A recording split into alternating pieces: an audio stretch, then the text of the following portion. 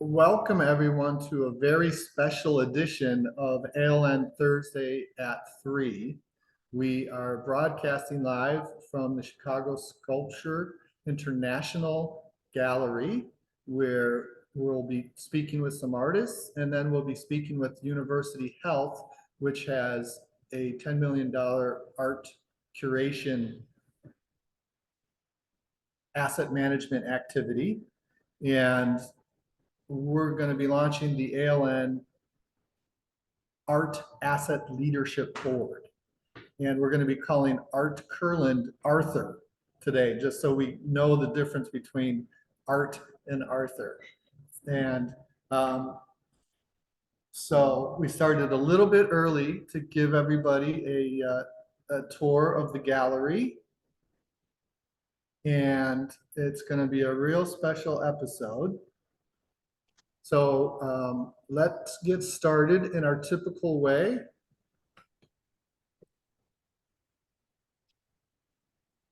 Mike, can you hear and see me now?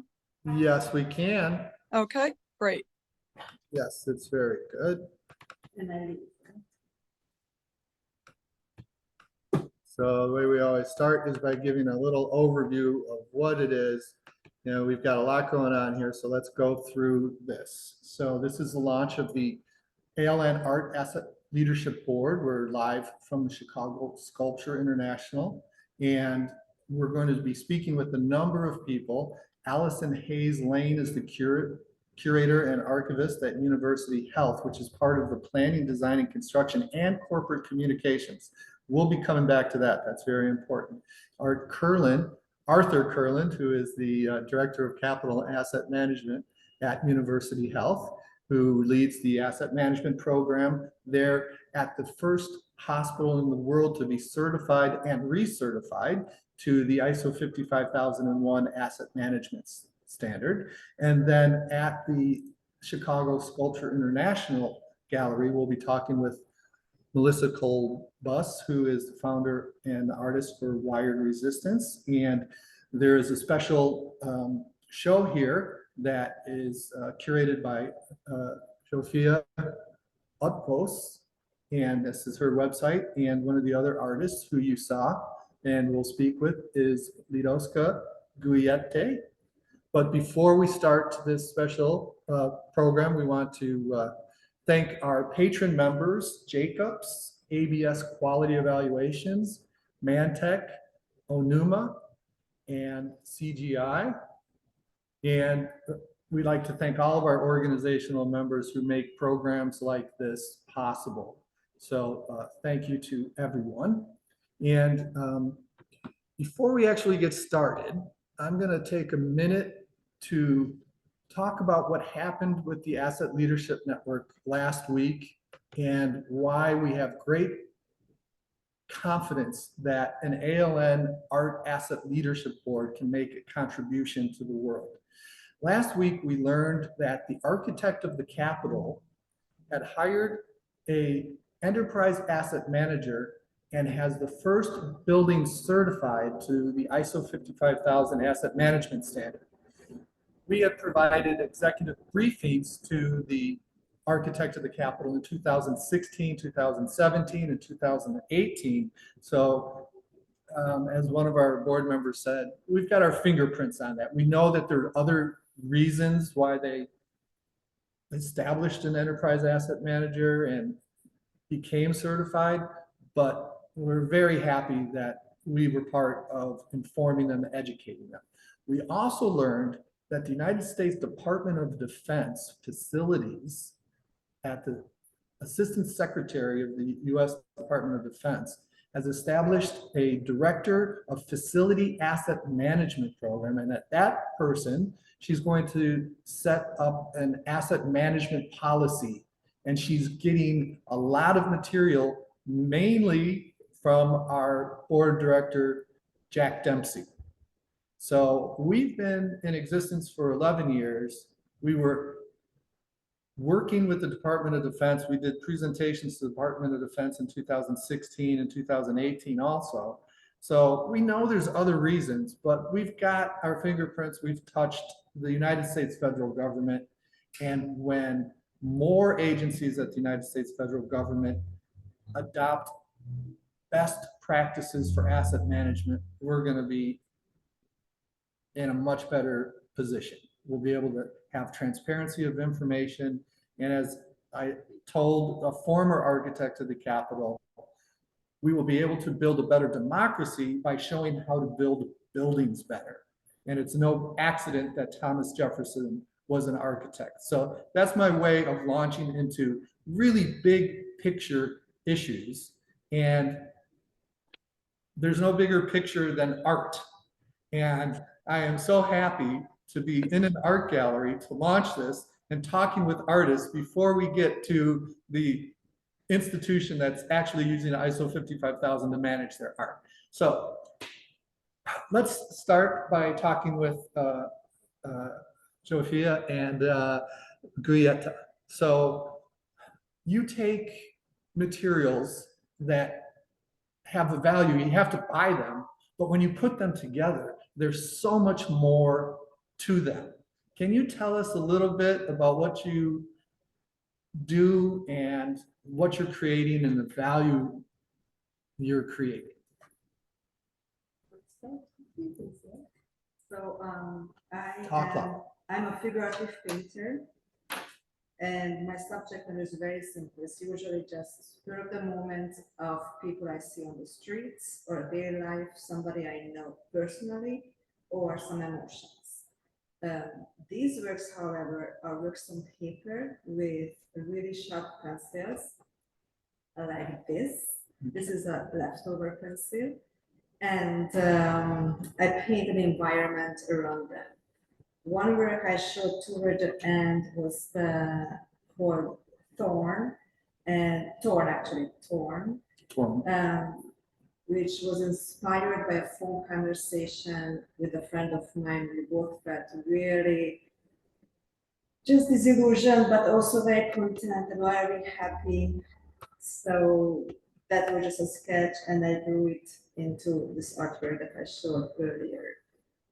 So from out of a piece of paper, some dead pencils and paint, there is a work which is pretty traditionally used in art of materials and create a new form. And what does this, you're smiling as you're talking about this. What does this art creation do for you? To me, it's as simple as breathing. Without creating artwork, I can't really exist. This is not my source of income. This is what I need to do to stay alive.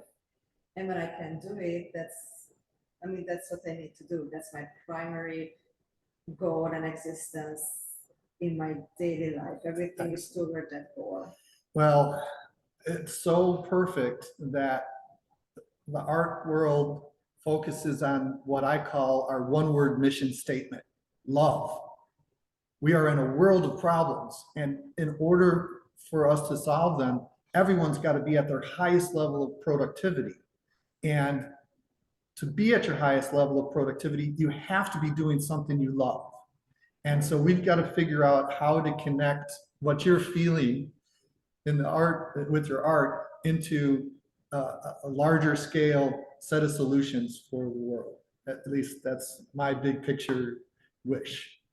So, Guietta. Please. Lidowska. Lidowska. I was calling you by your last name. Sorry. Okay. I think it's okay. Well, I think that as Jofia, for me, art is a way to express myself the best way possible. I'm a visual artist and graphic designer to live, but ultimately fine art is what I do for love, great passion, and as Jofia said, for breathing. It's like I cannot imagine me, my personality, my whole self without creating art. As far as my process, I use oil on canvas primarily, and a connection with like the recycling material can be that I usually work on large format paintings but with using oil, I cannot waste any part of it. Mhm. And my brush cleaners are pieces of papers or other pieces of canvas, and they become art themselves. Like they grow like mushrooms around the large pieces. So Well, that's not wasting anything. Exactly, And I yeah, think no, Zofia has something to show also. This is, I have so many of these, at least 20, 30. When I paint and I use a lot of palette knife, there's a lot of leftover paint that in my process I need to dispose immediately so my palette knife gets clean and I can paint again. And so I just collect them in jars because it's convenient. It's nothing more than a garbage can. But I was really surprised to see that in somebody's house, I saw them sold as sculptures. And I thought, this is my garbage. So I've been keeping it and giving it away as gifts. But I think it's just like a nice form that I didn't think of anything other than I need a clean palette knife in the process of working. But thank you for both coming up with examples of exactly what we're talking about. That's wonderful. And you're both wearing pieces of jewelry from our next guest, Melissa creations. Melissa Colbus. Mhm. That ring too. So Yes. So the ring is recycled bike chain. And both Jofi and Lido's other pieces are made from surplus rubber tubing that was collected from my favorite San Francisco recycling center called Scrap. I brought back 150 pounds of it back to Chicago with me in spools. that's excellent. So I came to this art gallery Saturday and said, I have inspiration for this program. And then when I found out more about what Melissa is doing, let me see if this will advance. No, I've got to stop sharing once again. So Melissa, how did you get started with using basically waste material to create something of value?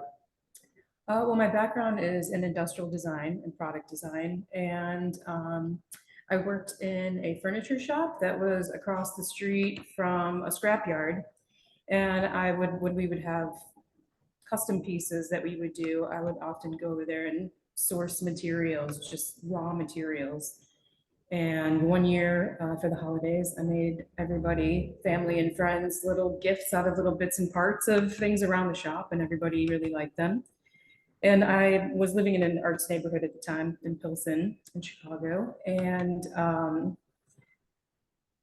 the next time we had an opening, I showed a bunch of jewelry and I sold almost everything and got a wholesale order. So that is how Wired was born, I guess, Well, by accident. we usually don't do a lot of slides, but this is an art focused program. So here are some more of what Melissa does. And Melissa works with large companies like F&V Vodka. So sometimes the way that I source materials is like for the bike chain, I have some bike shops that will collect, the chain for me. But I also have a collection made from the labels of Effin vodka bottles recycled from a club in Chicago. And Effin found out that I was doing this collection using their materials, and they asked me to create some like corporate gifts originally. And then the following year, I think it was, they had a series Effin by Design. And I created for New York Fashion Week and for some events, jewelry, accessories for the servers to wear during New York Fashion Week. I also did business cards for their entire national sales staff for one of their meetings. So that's, one way that I've worked with other companies to, kind of promote what they do and use what they consider their trash, but really is an asset in the Yes. end. Yes. So You got to tell us about this dress. so this is a dress that I originally created for Anguilla Fashion Week. I was living in St. Martin at the time, and some lovely ladies asked me to come over to their island and create something for their fashion week out of something recycled. So this is made from an upcycled kite surfing kite. The bustle in the back, I saved the air chambers, so it blows up as well. It inflates the back.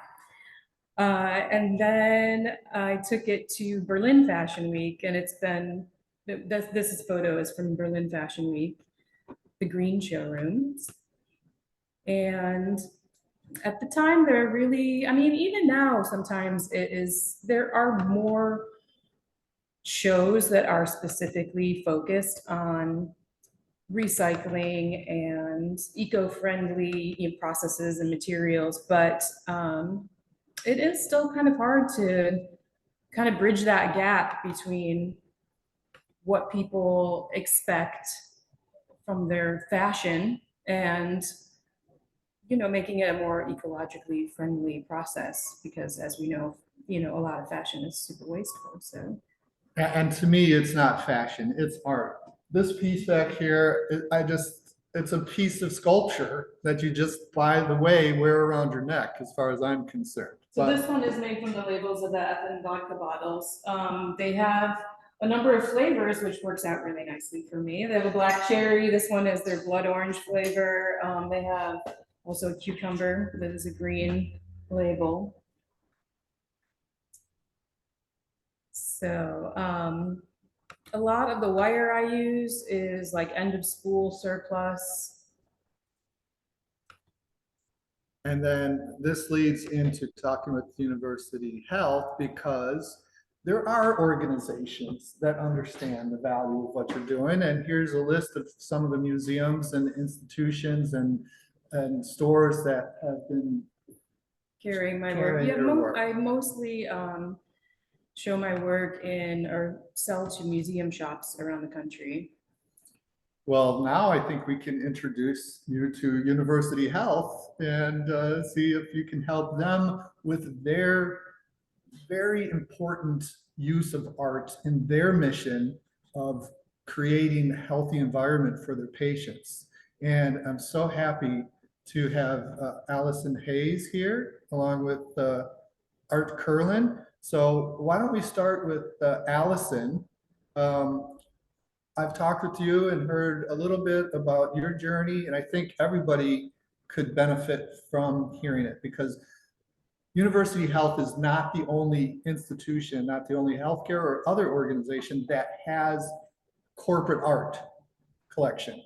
And I think people hearing your story will benefit. So how are you doing, Allison?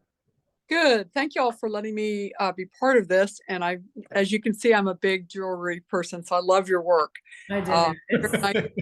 Very nice to meet all of you. And I do have one thing I want to add about art, because it does concern recycling, something we're about to do, which is a cool story. But my background is a museum trained curator and art program manager. I have been in the arts for almost 40 years, growing up in New York, and also working for almost 30 years in Texas. I've told Mike all of this over the last conversations. But what was really special going into a hospital is that it's not an ordinary museum, as Art will tell you.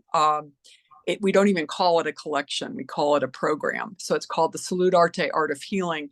And we have over 55 objects that I'm responsible for. So not being an artist, I'm more of a curator, registrar, preparator, head dog catcher, you name it, I do it with a staff of now 2. So Art knows he's been a big supporter of mine, because we have so much that we are responsible for. Our program is funded through public percentage for the arts in Texas. So for example, we get a percentage of the building cost of our new construction. And so usually that's a half to a full percent, which at this time, our program is valued at $10 million. And it really is an asset compared to a lot of things you manage, Mike.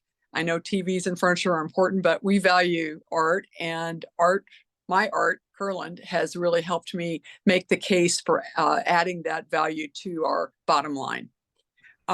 One quick story I think I shared with you was a painting we had in one of our clinics that was 100 and gosh, 120 inches long, 6 panels by a Hispanic artist, Chicano artist named Jesse Trevino. And before I took it out to conserve it, I thought, let me get a new value on it because it's been up there since 1996, 97. Well, it turned out we had bought it for 20,000. It was now valued at 500 and something thousand. And he was very ill at the time. He ended up passing away while the piece was being conserved. And so now the value is above 600,000. So it goes to show that art does appreciate in value where a lot of your assets, correct me if I'm wrong, Mike, and art go down in value. You're Yeah, appreciating, right? that's a So, great point, Allison. And congratulations on growing your staff. Can you tell the story about how University Health realized that growing the staff was going to be beneficial? that's a great question, Mike. I've worked for many years in nonprofit where you could barely cash your paycheck, from paycheck to paycheck. But working for the hospital, they really valued us. And I think it was all our leader's vision, Mr. Hernandez and his board. But over the years, Art will agree, it's taken time to really educate them as to the value. And once we did find the value in that one painting, I had the CFO saying, how much is that painting worth? How much is this worth? So all of a sudden they were very engaged. We do now value things individually on the insurance if they're over $10,000, which is really important because they are at that that's our bottom line. But we have things as high in value up to 500,000. More now. And more, yeah, and more. So the total program at present is 10 million. When I started, it was 7.2. We've now grown it to over $1 million, and we're about to add another 5 million to that before I sail off into the sunset. But in that vein, I wanted to be sure that the program was left in good hands. So over the last almost 3 years, I've been training a young woman to be my successor. She's come on board as the art program manager and archivist. I'm now actually the executive curator. And before I leave, I want to make sure it's got some funding from the foundation to protect it as we go through possibly some new leadership. And the good thing is, I do feel they believe very strongly in the program. We've won national and international design awards. We've won the Coda Works Award twice. We've won the recognition from the NOAA, which is the National Organization of Art and Healthcare. But we're not a collection, we're not a museum, but it's a very specialized program that really engages patients on 3 levels. You use less medication when you're being hospitalized if you're exposed in a built environment that's colorful, light, uplifting. You have a shorter stay in the hospital. It improves the morale of your patient. It improves the morale of your staff. And our staff, we like to joke, has our program in their DNA, that they really feel it's their program. And I want that to be sustainable. So, which is going to be a few years from now. I've got some projects to finish, but I am getting towards the end of my career. So it is important to lift up the next generation for sure. One note about Art, I wanted to thank him for his support of me. We've been partners in crime for almost 10 years. I think that's right, Art, right? And he's been a big supporter of everything we've done. He protects our assets. He makes sure that everything is, valued and in the system, which enables me not to have to do that. Keep a separate system for just the art. I have that all in our main asset platform, which is great. The second thing I wanted to compliment Art on is that I'm about to restore a huge facade of a building that has over 5,000 kinetic features. They're metal fins that move. It's by the world-renowned artist, Ned Kahn, who's done really cool work around the globe. The good news is we loved having him. He was a brilliant creator. The bad news is the weather and toll that the hot Texas sun has taken on this piece is now showing up, and it's degrading the facade. And so we're going to be taking all those metal fins down. They're almost flappers. It looks like grains of wheat, blowing in the wind or grass. It's beautiful. It's a kinetic, movable facade of a building. So imagine that 6 stories tall. So the good news is we've worked closely with the artist. I'm always a big believer in starting with the artist, saying, hey, we're having some issues here. How do we fix this? And Ned was very prompt. He gave me a new solution. We're going to make fabric fins out of Teflon fabric. and take down all of the metal perforated fins, recycle them. So if you're interested in some metal, we've got I was already like, what's gonna happen to all those pieces? But more importantly, it shows what we're up against. We are very lucky to have a leader, Mr. Hernandez, who's about to retire, who I met with him right away, and I knew I wanted to get this in while he was still chairman, and he blessed it, gave me $400,000 to fix it, which is huge because it's already valued at almost over $500,000. So we're going to take it down, but it's going to live on for another 10, 20, maybe even 25, 30 years because Teflon fabric, this particular fabric, is used, for example, to cover the Wimbledon and the US Open when they close the ceiling, the roof. And so this material is very durable. It cleans itself in rain. And so it's going to be really lovely. Now it's going to have a different effect. It's going to look like feathers blowing. It's white. But funny enough, the name of the piece is called Feather Wall. So it now really is going to look like a feather. So it's been an interesting journey. I will be very happy when it's over. We're about to start that now in the heat of the Texas summer, where it's 104 usually every day. And we're going to have a 135-foot boom lift up on this huge facade with a crew of about 2 men and myself taking this down. I'll be supervising or making sure it's on track. They'll be doing the actual work. It's actually a glass vendor who we've worked with over the years. So, but it's been a journey. The company that made it, perhaps you know of them, Gizmo out of San Francisco, Mark Sabatini, they do projects all over the world. So we had to get an engineer to bless it, that this new system would be safe. But I was really appreciative that the museum people supported me, the engineers supported me, the artists supported me, but also the hospital supported us. We had some people on our committee, as Art knows, who said, take it down. And I said, we can't. And they said, what do you mean? And I said, well, it's built into the building. And so we're going to recycle the hanging system that it's on, but we're going to change out the material that's actually moving to make it safer and last longer. So they got the message and put their money where their mouth was, which I was really grateful. And we'll see. You'll either hear a loud scream at the end of the summer when this is done that we did it, or you'll hear tears of woe. But either way, we'll keep you posted, Mike and committee, as to how it's going. Excellent. So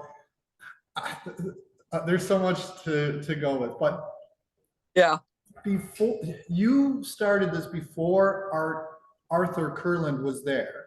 So yes, you were doing things. So you said you got support from him when he showed up, and it took him a few years before he did the ISO certification.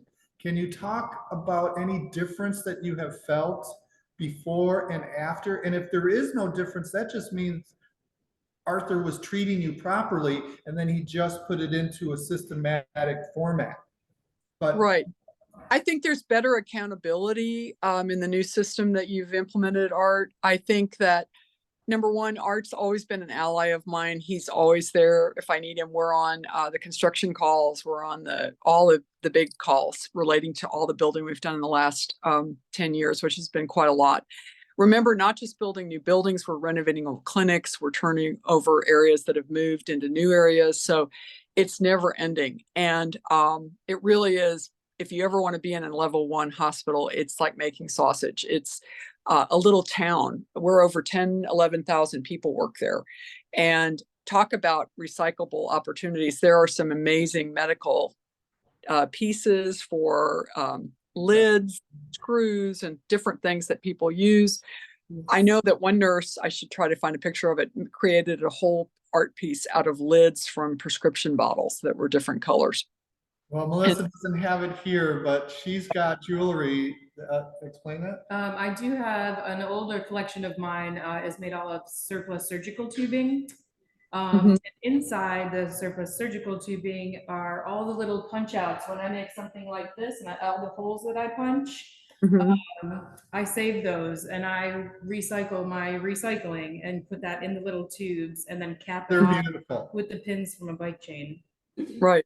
Well, we're going to have to get with Johnny Bartel and save some of these things that are going out the door for this great artist. But yeah, it's a stressful environment. You know, what I really admire about the hospital is we're not about, I mean, we are about the built environment and the art, but that's like the icing on the cake. The reality is we are a level 1 hospital. We're seeing life and death every day. We treat people like the Uvalde victims. You know, we're the level 1 hospital. We're the mothership. If anything happens in our region, we're the one that everyone would come to. But they come to a place that's beautifully designed, that is so uplifting. And I just could tell you story after story that we've heard of what art does for young families, positive distraction. The child's hysterical. They're about to get poked with a million needles for something. And they can look up on the wall and see a cartoon or a funny, original art that is really special for them. And that's one wonderful story. I think Art's heard it, where this child is just screaming to no end. And all of a sudden he looks at his dad, and it's a cartoon painting by Jeff Nitzberg out of Austin, where the cat is making a pizza pie. And he looks at his dad and he's like, a cat can't make a pizza pie, just like a typical kid saying, that doesn't make any sense. But art is there for distraction and just a wonderful welcoming. This bridge you see on the bottom is Anson Seal. We won the Coda Works for that in 2014. It's called You Activate the Space. As you pass by it, the colors change and mix, and a beautiful sound program is attached to it. That's a very important part for what we do. Nest is a beautiful piece in our new Women and Children's Hospital by Michael Sivos, who again, we won in 2024, the Coda Works Award for Healthcare. On the glass, you'll see a beautiful piece by Brazilian artist Priscila de Carvalho. That's glass that's embedded with over 5,000 names of patients and staff who gave $25 to have their name in our building. So that's a part of community that we're trying to build as well.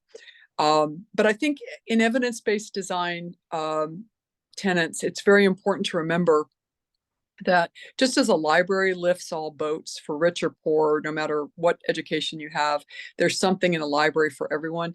In a hospital, we're trying to create a setting where there's something comforting for everyone to see, and something that might be familiar if it's a cultural thing. So we're in South Texas. We have a lot of art that relates to South Texas. We might have something that relates to a poem or something written. I don't know, just something that will engage someone on whatever level they're coming to us at. The nice thing with over 5,000 objects is we have patients, it's been told, that have gone from floor to floor at walking or learning how to walk again, or in a wheelchair, killing time with a family member, just to look at all the art. And that's really what engages me. That makes me feel very proud that we've done our part. And because we have the leadership behind us, that's a huge part of our success, really. And it's a team effort for sure. I'm one of 2 people that works on my team, but I have support from all of the aspects of University Health, from the building teams to the communications teams. So it's a weird partnership. I'm embedded with the construction and design. They kind of don't know what to do with me. I'm the crazy art lady up on floor 12, but I think they've come to realize how important art is. And I take that mantle very proud. My initials are AL, so I think art lady is a good title to have. Wow. So we are obviously going over our usual 30-minute program, but this is just, we've got a dynamic topic here. And so thank you. What you've said are artistic and human behavior and human healing issues that in ISO 55001 are listed as support the mission, involve all relevant stakeholders, have measurable goals, have an information management system to help with the curation. And this is where we bring in Arthur Curlin. Arthur, how you doing? Hi, everyone. Thank you, Allison. Wasn't that wonderful? Yeah, Allison's great. So now you were the one who drove the ISO 55001 certification. You're the one who told me about Allison and this important asset that you're helping manage. Can you tell us from the asset management side how you see and help these very important assets for University Health? Well, obviously, I fall under the financial department financial accounting department, umbrella. And, yeah, I see the value in the art. I see, the donations that are coming in, and, it's like Allison said, it's in the millions of dollars. And, I think now I'm working with Allison, to have a lot of that put on our insurance, policy as well. Excellent. Okay, so that's one just practical thing. We talked about the spiritual and health benefits, but when the rubber hits the road, you got, if a tornado, if something horrible happens, you need to be able to insure it. Yeah. Yeah, and so like was mentioned earlier, art is one thing that does not depreciate. It, over time, it appreciates.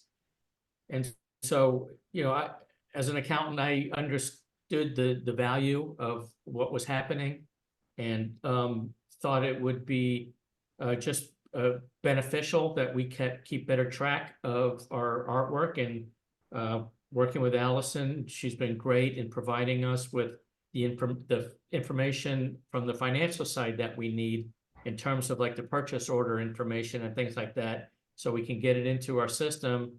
And it's part of our annual inventory, so we make sure that everything's accounted for as well.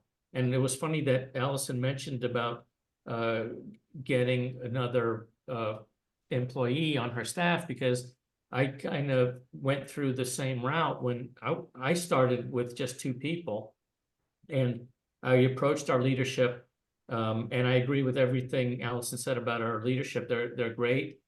They just needed to kind of be made aware of what was going on, because like they're in so many different arenas. It's hard for them to, just understand every single one of them in detail. And so when I approached the leadership about expanding my staff, I mean, our CFO, I'll paraphrase, but he basically said, I got $1 billion worth of stuff, and who's looking out after it? Art and 2 guys. We need some more help. That's a good way of putting it. Yeah. And then you touched on part of the ISO 55000 best practice to-do list is that the top leader should sign the strategic asset management plan. You have to have top leaders involved in order to be certified properly. And that's just human behavior. If you don't have the top people involved, nothing's going to happen.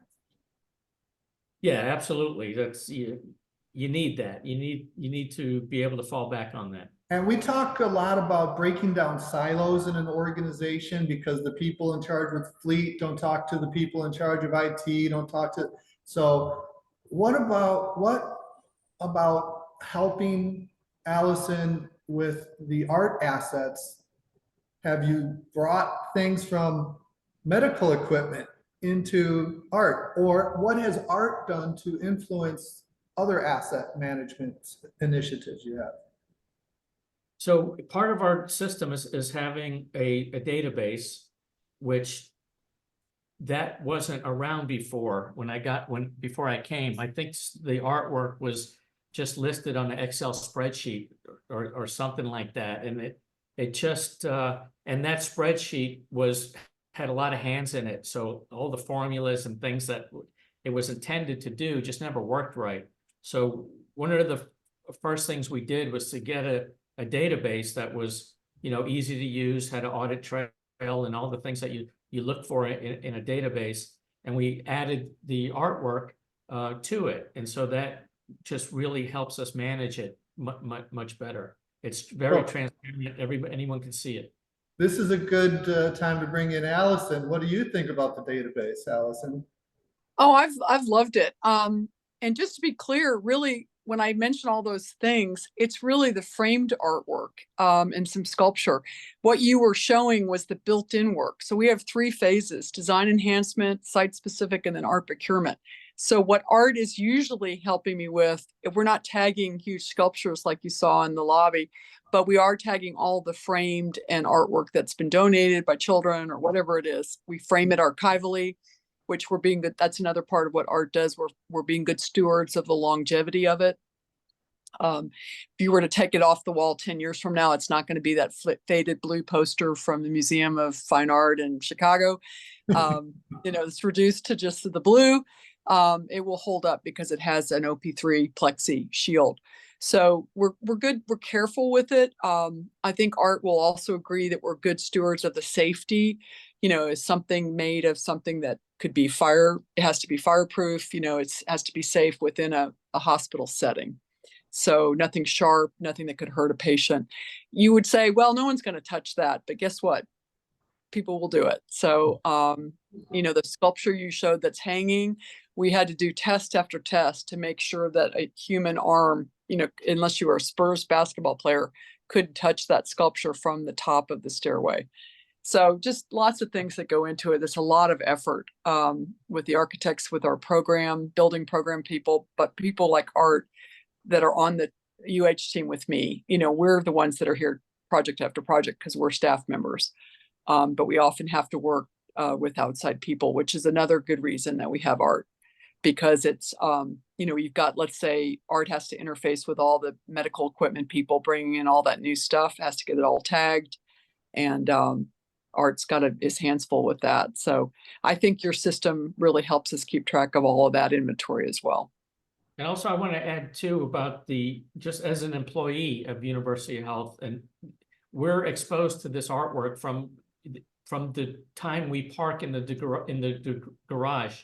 There's artwork in there, and then coming across that bridge and hearing that soothing music as we walk across, it just kind of sets unique. Yeah.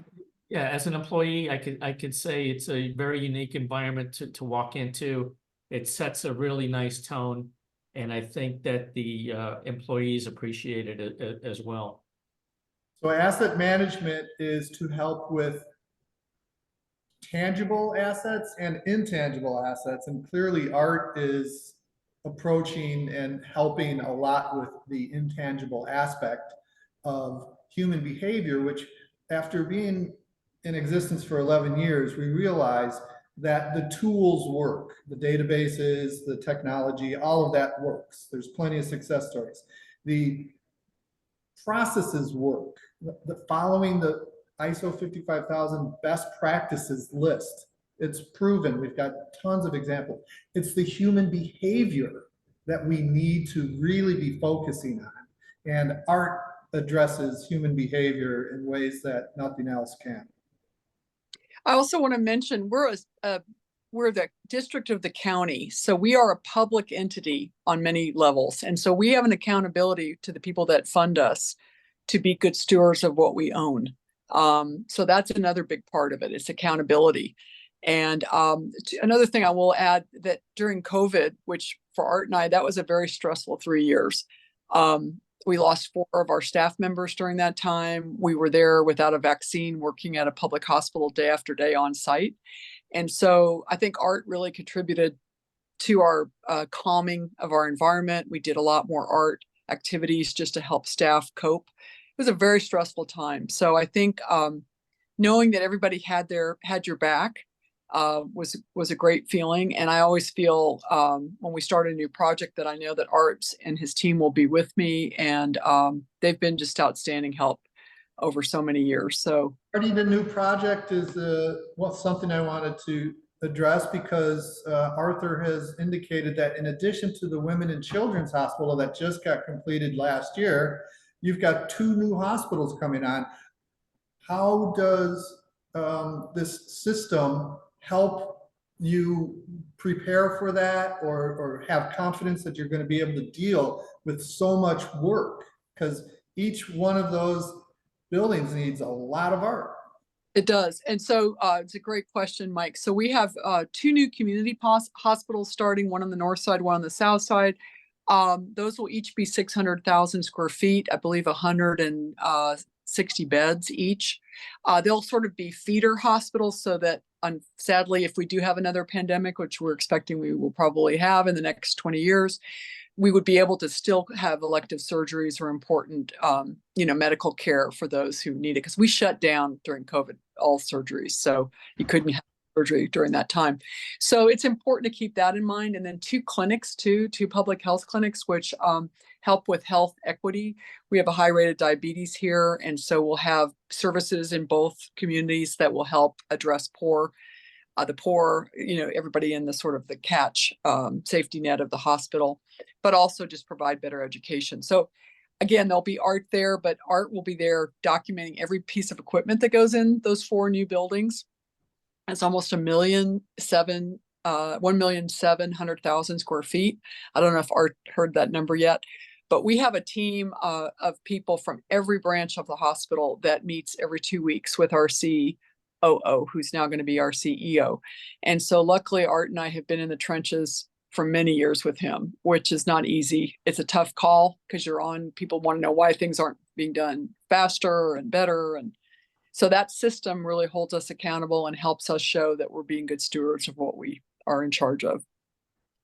Excellent. Arthur, how are you handling all the art that will be going into the new buildings?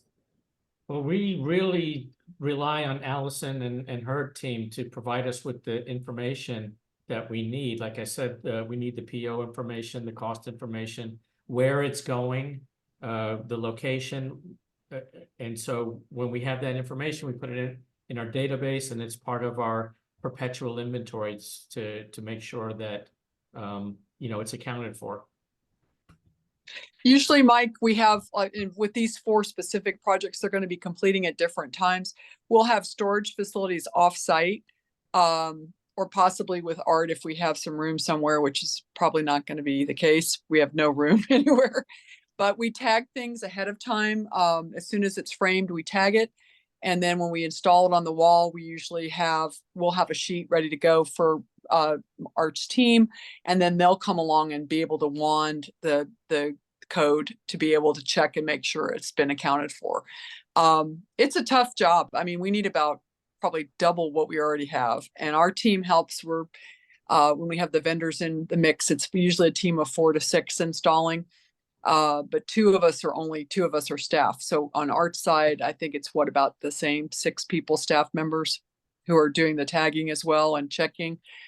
So it's not people, and it's a lot of work. And so I give my real hats off to Art because he's having to keep track of a lot of inventory so that it won't walk away. Excellent. Well, I can't think of a better launch of the ALN Art Asset Leadership Board than this meeting. So I'd like to wrap up by asking Allison and Arthur if you have anything, closing statements you want to say. No, just thank you for the opportunity. We really appreciate being with you today. And thank you, Art, for including me. Thank you for agreeing to participate, Allison. I really appreciate it. I was just going to mention some of the surgical equipment that I see on my end when it comes for disposal, and they're just so strange that I always thought they were like works of art, because it's incredible, just the shapes and designs of this medical equipment and surgical equipment. And I didn't know what a lot of it was, and thankfully my staff knew because they were here before. This was the first time I was at a hospital. And so it was kind of, fun in a way where somebody would say, oh, that instrument there, that's used to like break bones and then separate the rib cage. And I'm like, oh my God. So there's, it's a lot of unique pieces in surgery, for sure, instruments. I was given some spinal tap needles by a psychiatrist a long time ago, and tried for a long time to figure out like how do I incorporate those into jewelry, because they're kind of dangerous, but I did end up putting them into a sculpture.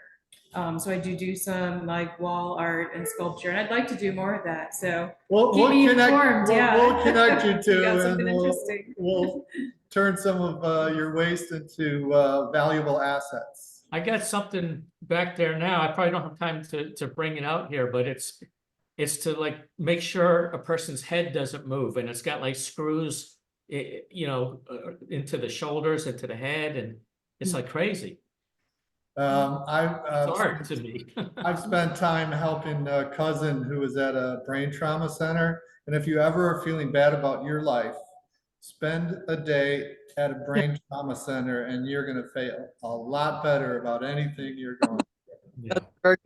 One thing I want to mention to all the artists on the panel, we have just started, which will begin this fall, a program called an Artist in Residence program, an AIR program for the Salute Arte, where we will offer a 2-week residence at the hospital. So if you're game for that, be in touch and I'll let you know. And it'd be so cool to get you to be on site and repurpose something for our program. So that was be That'd be fantastic. Networking. It's happening right before your very eyes. Yes, thank you. Yes. So I'd like the artists to have a chance to say a final word.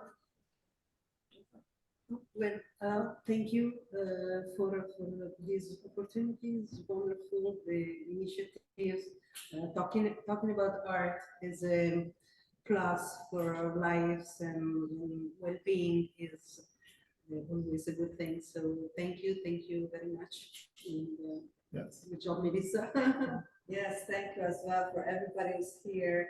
And I especially enjoy when artists and art creators have a chance to interact, because it's such a different spectrum of our existence. You know, we create art, and to hear your words, how you appreciate the art that artists create and how it's being used, and the public's response and the healing aspect of it, which to me is the best. If I get an email or a text message like, I get a piece from you like a few years ago, and I look at it every day and makes me feel a certain way. So when we create the work, we just do it because we need to survive for our existence. But when it carries on and helps other people to feel a certain way, hopefully positively, that's a real gift given back to us, right? The news of the art is living on. And in your case, it's living in a wonderful way. Yes, for sure. I think also it's a lot about communication, and I'm kind of seeing some of these, the chat come in, and somebody had mentioned like creating conversations and human connections through art and wearable art. Somebody said specifically on there. And one of the things that a lot of people tell me, and Jofi tells me this also, that when they wear my work, it sparks conversations between people, and it's a way to start talking about the bigger picture of, that we have so much waste in this world, and how can we turn that waste into assets rather than pollution. So I think it's important. Excellent. We all And communicate together. the United States Department of State has an art curator for their 130 embassies around the world. So we're going to try to latch into that and keep this conversation going. So thank you to all of the panelists. This has been a real joy. And I want to go back to our typical ending, which I just thank our panelists, thank our patron members, and thank our organizational members. It's amazing what we have done, and I look forward to what we will do together. Thank you all. Thank you very much. Thank you. Thank you to the audience. They all stayed. It's great. Good. Right. Thank- Bye for now. Thank you. Bye. Bye-bye. Bye-bye. Thank you.